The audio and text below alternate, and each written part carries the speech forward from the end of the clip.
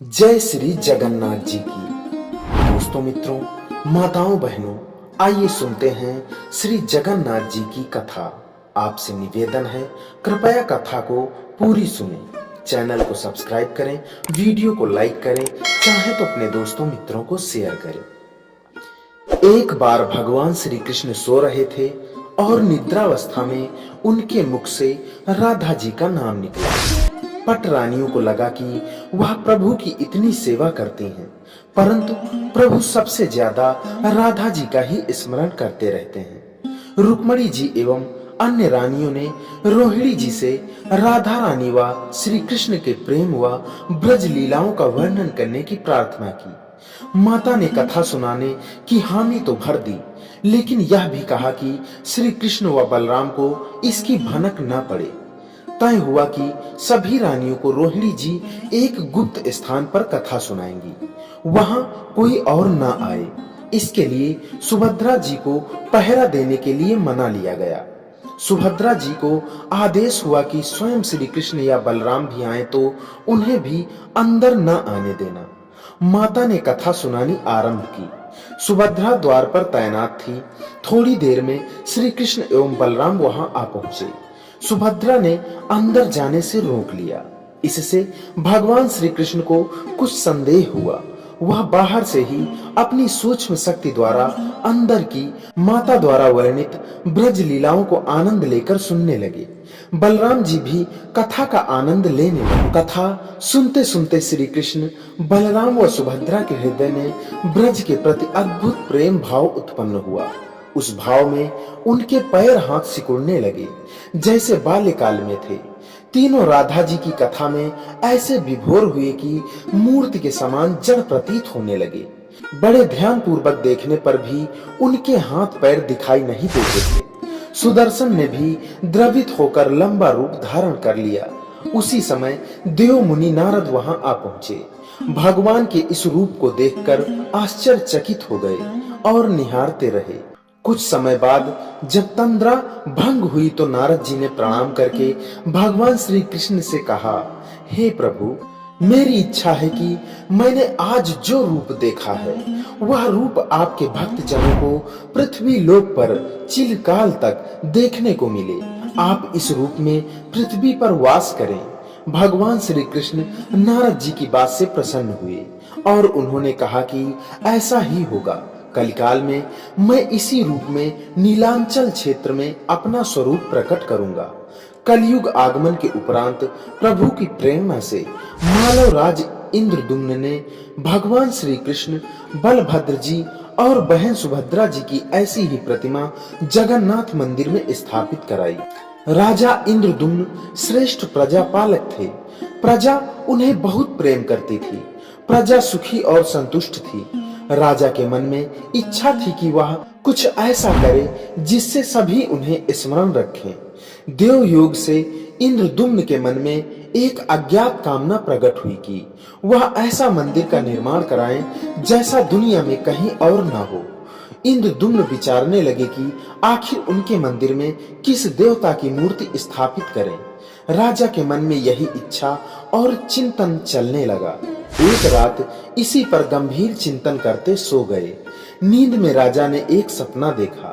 सपने में उन्हें एक देववाणी सुनाई पड़ी। इंद्रदुम्न ने सुना, राजा, तुम पहले नए मंदिर का निर्माण आरंभ करो। मूर्ति विग्रह की चिंता छोड़ दो। उचित समय आने पर तुम्हें स्वयं राह दिखाई पड़ेगी। राजा नींद से जाग उठे।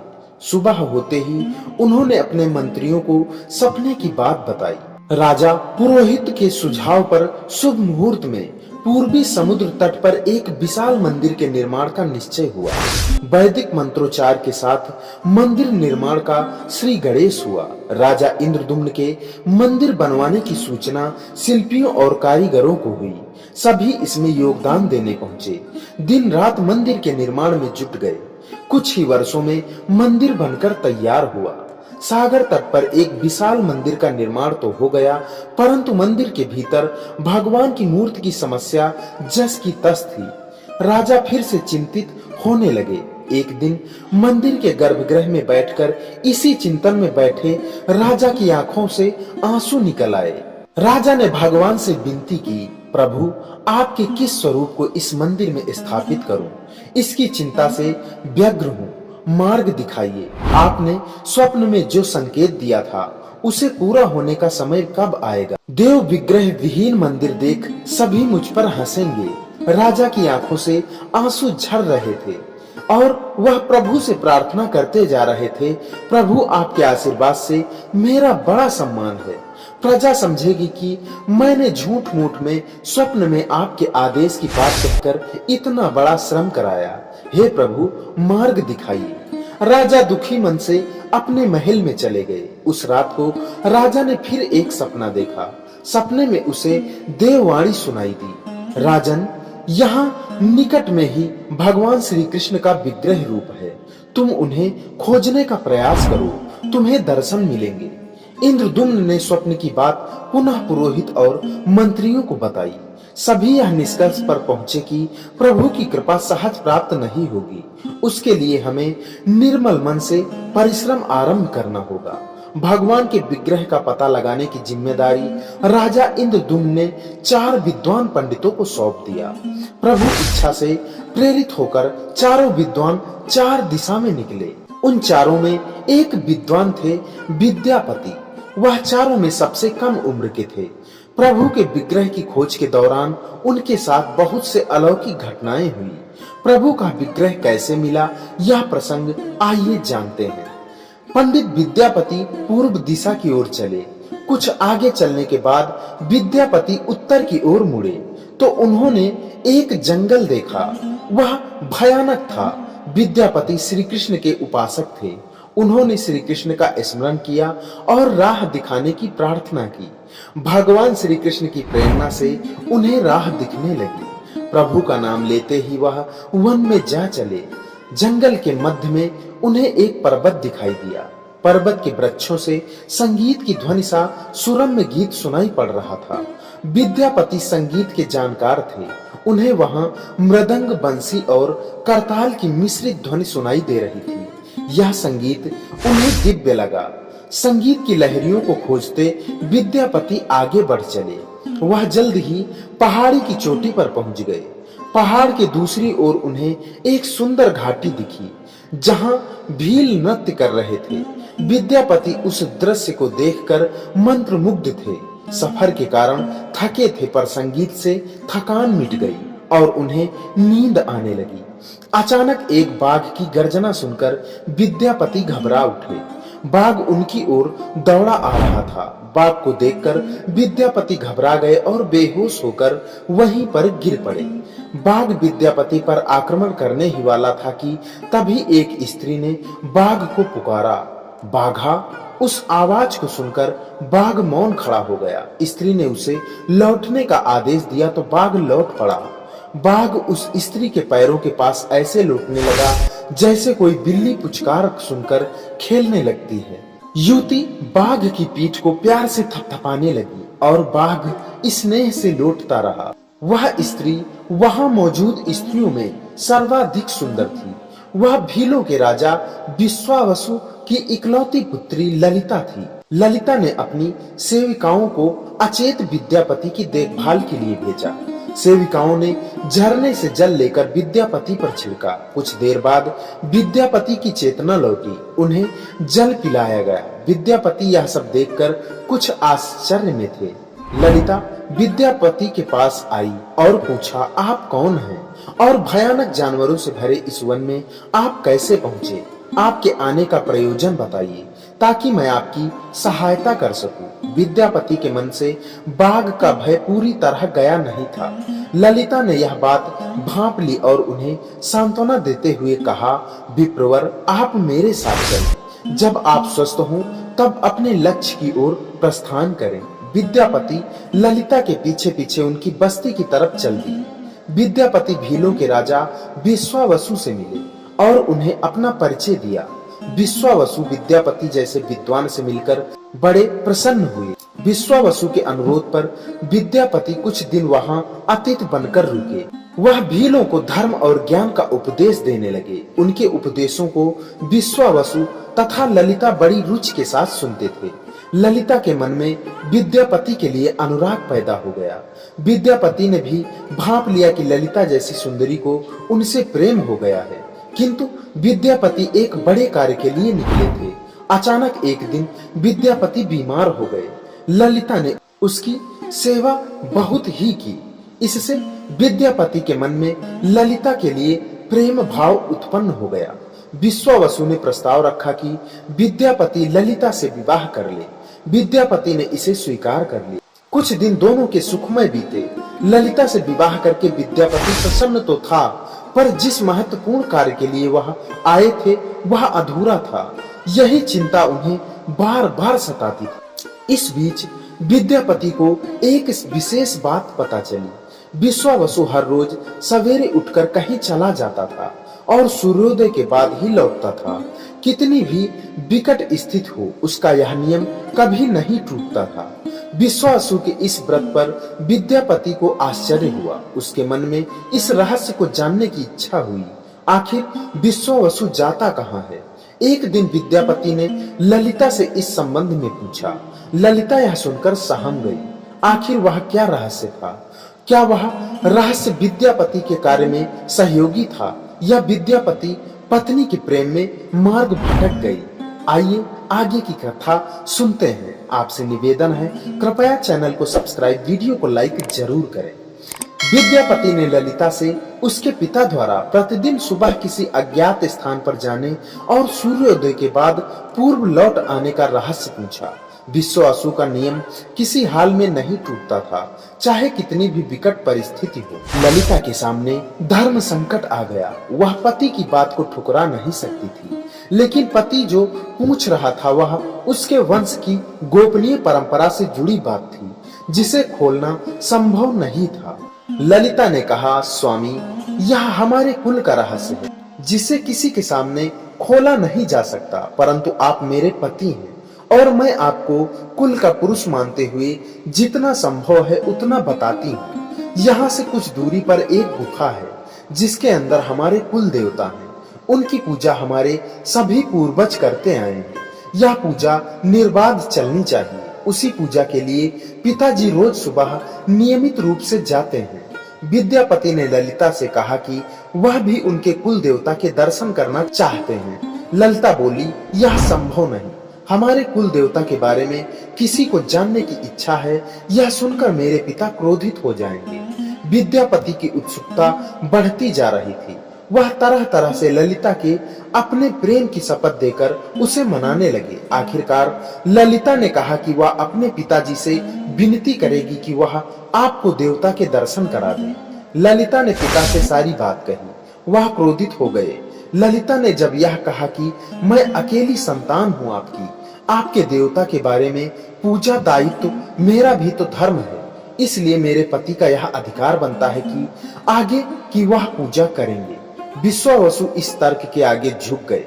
वह बोले, गुफा के दर्शन किसी को तभी कराए जा सकते हैं जब वह भगवान की पूजा का दायित्व अपने हाथ में ले ले।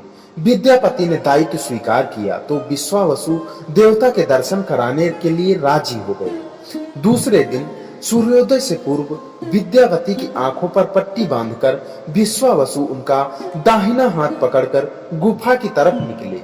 विद्यापति ने मुट्ठी में सरसों रख लिया था, जिसे रास्ते में छोड़ते हुए गए। गुफा के पास पहुंचकर विश्वावसु रुके और गुफा के पास पहुंच गए। विश्वावसु ने विद्यापति की आंखों की काली पट्टी खोल दी। उस गुफा में नीले रंग का प्रकाश चमक उठा।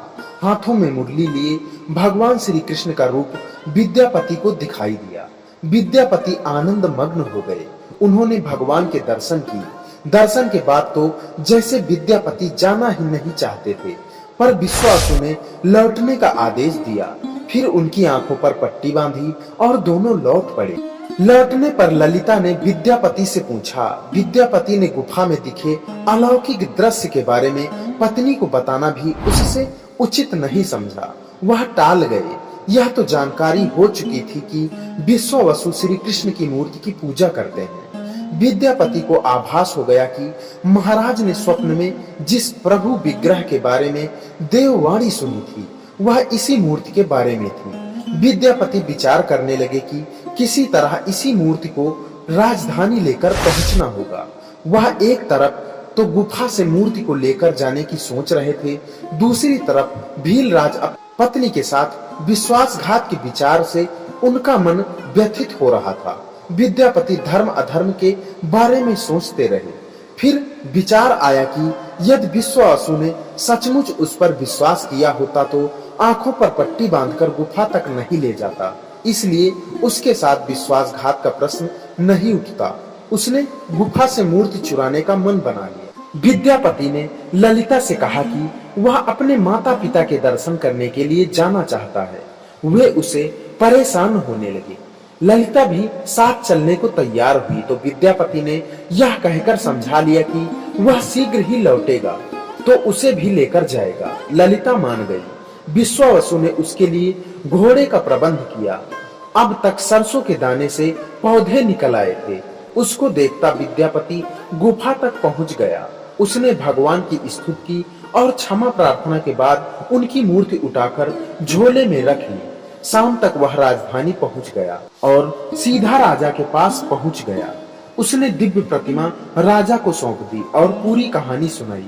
राजा ने बताया कि उसने कल एक सपना देखा कि सुबह सागर में एक कुंदा बहकर आएगा।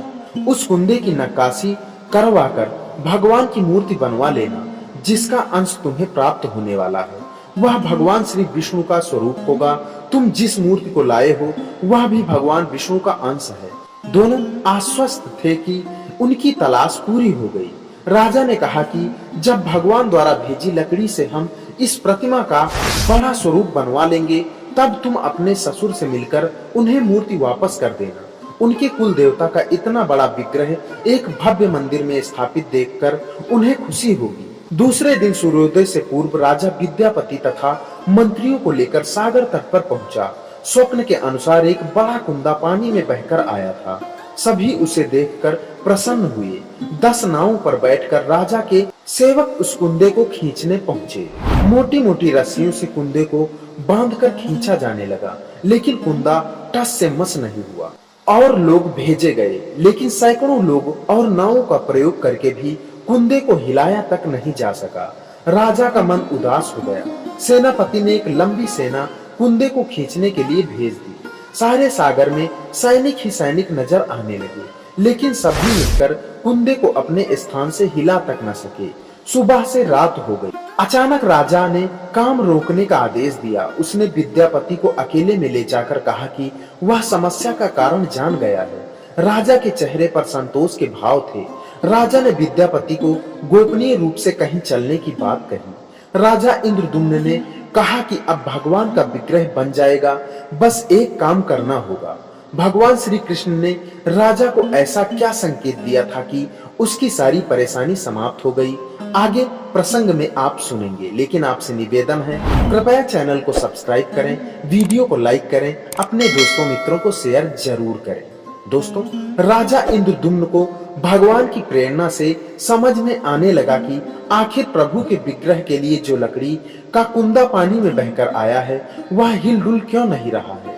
राजा ने विद्यापति को बुलाकर कहा, तुम जिस दिव्य मूर्ति को अपने साथ लाए हो उसकी अब तक जो पूजा करता था उससे तुरंत भेंट करके क्षमा मांगनी होगी।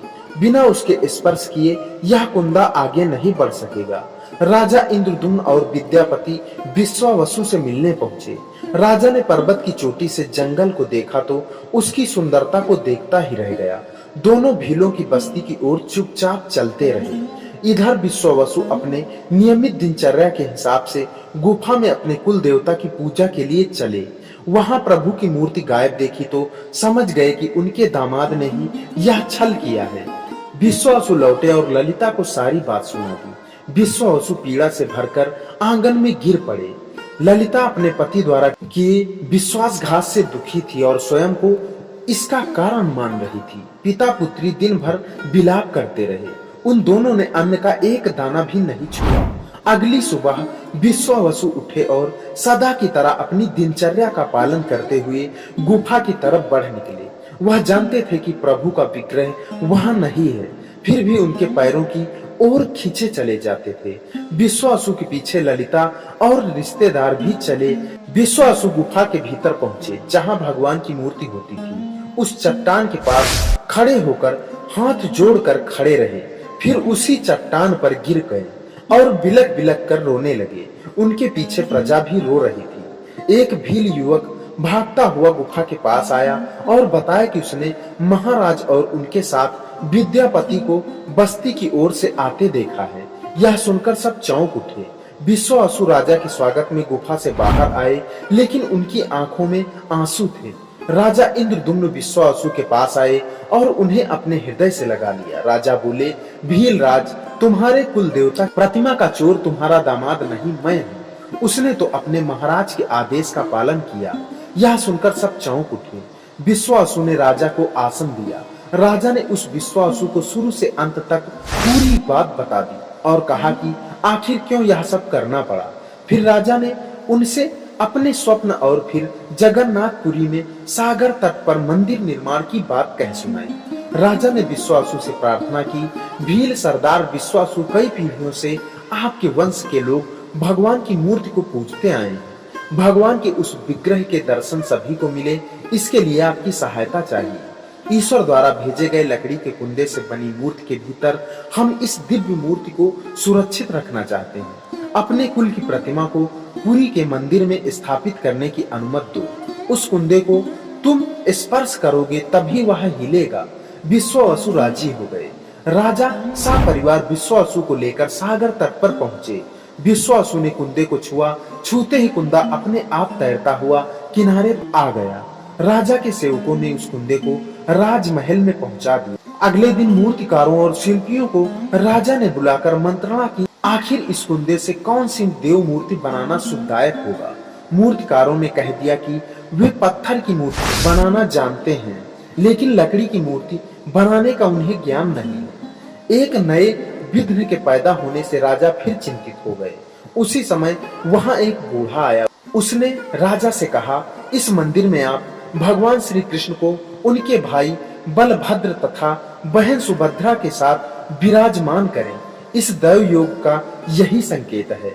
राजा को उस बूढ़े व्यक्ति की बात से सांत्वना तो मिली, लेकिन समस्या यह थी कि आखिर मूर्ति कैसे बने। उस बूढ़े ने कहा कि मैं इस कला में कुशल हूँ, मैं इस पवित्र कार्य को पूरा करूंगा और मूर्तियां बनाऊंगा, पर मेरी एक शर्त है। राजा प्रसन्न हो गए और उनकी शर्त पूछी। बूढ़े शिल्पी ने कहा, मैं भगवान की मूर्ति निर्माण का काम एकांत में करूंगा। मैं यह काम बंद कमरे में करूंगा। कार्य पूरा करने के बाद मैं स्वयं दरवाजा खोलकर बाहर आऊंगा। इस बीच कोई मुझे नहीं बुलाए। राजा सहमत तो थे, लेकिन उन्हें एक चिंता हुई और बोले, यदि कोई आपके पास नहीं आएगा तो ऐसी हालत में आपके खाने पीने की व्यवस्था कैसे होगी। शिल्पी ने कहा, जब तक मेरा काम पूर्ण नहीं होता मैं कुछ खाता पीता नहीं हूँ। राजा मंदिर के एक विशाल कक्ष में उस बूढ़े शिल्पी ने स्वयं को 21 दिनों के लिए बंद कर लिया और काम शुरू कर दिया। भीतर से आवाजें आती थी। महारानी गुंडचा देवी दरवाजे से कान लगाकर अक्सर छेनी हथौड़ों की चलने की आवाज सुना करती थी। महारानी रोज की तरह कमरे के दरवाजे से कान लगाए खड़ी थी। 15 दिन बीते थे कि उन्हें कमरे से आवाज सुनाई पड़नी बंद हो गई। जब मूर्तिकार के काम करने की कोई आवाज न मिली तो रानी चिंतित हो गई। उन्हें लगा कि वृद्ध आदमी है, खाता पीता भी नहीं, कहीं उसके साथ कुछ अनिष्ट न हो गया हो। व्याकुल होकर रानी ने दरवाजे को धक्का देकर खोला और भीतर झांक कर देखा। महारानी गुंडचा देवी ने इस तरह मूर्तिकार को दिया हुआ वचन भंग कर दिया था। मूर्तिकार अभी मूर्तियां बना रहा था, परंतु रानी को देखते ही वह अदृश्य हो गए। मूर्ति निर्माण का कार्य अभी तक पूरा नहीं हुआ था। हाथ पैर का निर्माण पूर्ण नहीं हुआ था। वृद्ध शिल्पकार के रूप में स्वयं देवताओं के शिल्पी भगवान विश्वकर्मा आए थे। उनके अदृश्य होते ही मूर्तियां अधूरी रह गई। इसी कारण आज भी यह मूर्तियां वैसी ही हैं। प्रतिमाओं को ही मंदिर में स्थापित कराया गया। कहते हैं विश्वावसु संभवतः उस जरा बहेलिये का वंशज था जिसने अनजाने में भगवान कृष्ण की हत्या कर दी थी। विश्वावसु शायद कृष्ण के पवित्र अवशेषों की पूजा करता था। ये अवशेष मूर्तियों में छिपाकर रखे गए थे। विद्यापति और ललिता के वंशज जिन्हें दैत्यपति कहते हैं, उनका परिवार ही यहाँ अब तक पूजा करता है। तो दोस्तों मित्रों, बोलिए भगवान श्री जगन्नाथ स्वामी की जय। भगवान श्री कृष्ण, भगवान श्री जगन्नाथ से प्रार्थना करता हूँ कि आपके घर की दरिद्रता वह समाप्त करें, आपके घर में भी सुख समृद्धि का वास हो। आपसे निवेदन करता हूँ, कृपया चैनल को सब्सक्राइब जरूर करें, साथ ही वीडियो को भी लाइक करें, अपने दोस्तों मित्रों को शेयर करें, कमेंट में जय श्री जगन्नाथ जरूर लिखें। इसी के साथ विदा लेते हैं, मिलते हैं किसी नई कथा, नए उपाय में। तब तक के लिए जय श्री कृष्ण।